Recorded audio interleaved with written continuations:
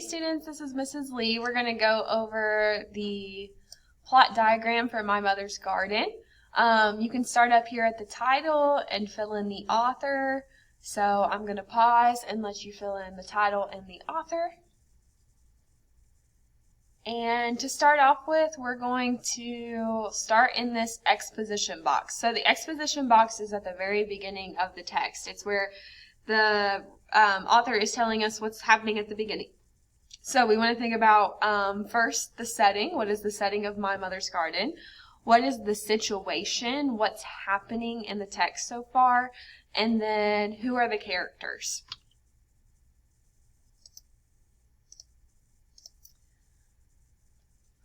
Okay, so for setting, we know there's several settings in this text. There's the garden, there's the housing project, and there's the prep school. The situation is Caitlin's parents divorced and they are living in poverty. Caitlin's mom plants a garden after it becomes popular. She is made to get rid of it. And then the characters, like who are the main characters? Caitlin, her mom, the neighborhood kids that help with the garden, the students at Caitlin's prep school, and the housing authority agent.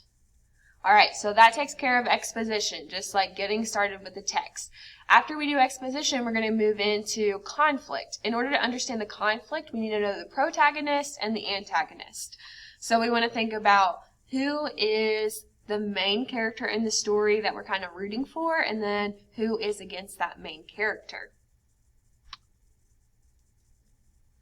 In this text, Caitlin is basically herself.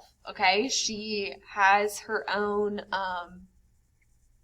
inner battle as she's going to school and as she's home, and she is trying to figure out who she really is, what she represents, and therefore the conflict is Caitlin is struggling with the changes in her life and the people she goes to school with. So that's definitely an internal conflict.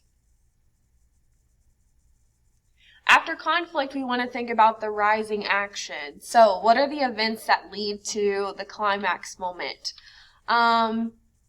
First, Caitlin attends a prep school with students that are wealthy, and she lives in the housing projects with her mother after her parents are divorced. That's kind of like the first thing that we learn about her. Next, Caitlin's mother plants a garden in the neighborhood, and the neighborhood kids take an interest and participate as well. And then Caitlin refuses to help in the garden and becomes more resentful to her classmates as they talk about the welfare queen. So resentment is this feeling of truly being bitter towards someone else, and so she's resenting them because they're speaking of something that they don't really understand.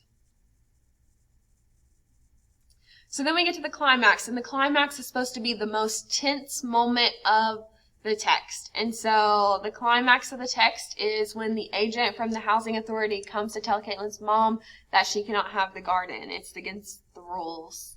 That's the most intense moment of the text. This is where, as the reader, you're probably the most upset at this point because it doesn't make a lot of sense.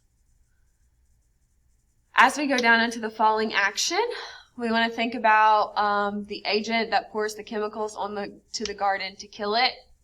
And Caitlin continues school but acts out by destroying flowers from the flower arrangement at the school. So that's that scene at the very end in the last paragraph where she walks by and she grabs them in her fist and she crumples those flowers up, showing that she still has anger.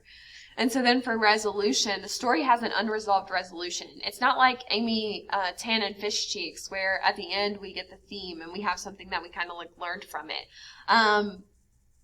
That's to show the character's emotion, to show her anger, to show her rage, and maybe communicate that this issue is kind of unresolved. Then we want to think about a theme. So a theme for this text: life can seem harsh and unfair at times.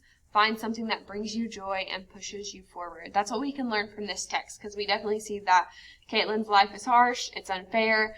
Like her mom finds this garden that allows her to kind of remember what her life was like and continue on. And so we should do the same.